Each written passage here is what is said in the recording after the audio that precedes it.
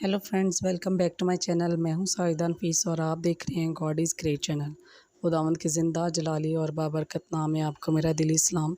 मेरा ईमान है कि खुदावंद के फजल करम से आप खैरियत से होंगे। सो आज की वीडियो में हम सीखेंगे कि तन्हाई के हवाले से कलाम मुक़द्दस में हमें क्या दर्स मिलता है। वीडियो का अंत तक ज़रूर देखिएगा ताकि आपको मेरी बात की अच्छे से समझ आ सके, और अगर आपको मेरी वीडियो अच्छी लगे तो लाइक और सब्सक्राइब ज़रूर कीजिएगा ताकि आपको मेरी नेक्स्ट आने वाली वीडियो सबसे पहले मिल सके और आप अपने ईमान को खुदावंद पर और ज़्यादा मजबूत और पुख्ता कर सकें।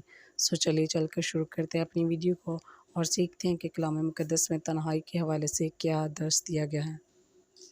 इब्रानियों 13 बाब उसकी 5 आयत से लेकर 6 आयत तक। ज़र की दोस्ती से खाली रहो और जो तुम्हारे पास है उसी पर किनायत करो, क्योंकि उसने खुद फरमाया है कि मैं तुझसे हरगिज़ दस्तबरदार ना होऊंगा और कभी तुझे ना छोड़ूंगा।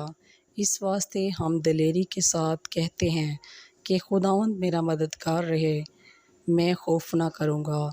इंसान मेरा क्या करेगा। बस पाक कलाम के पढ़े और सुने जाने पर खुदावंद की ख़ास बरकत हो, खुदावंद का शुक्र हो।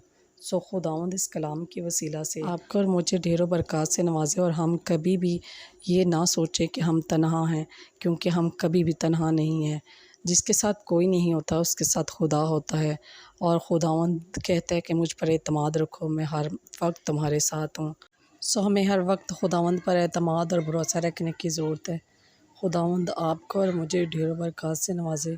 मिलते हैं किसी और नए टॉपिक के साथ और सीखेंगे कि कलाम मुक़द्दस में और क्या क्या इरशादात फरमाए गए हैं। टिल देन, खुदा हाफिज़।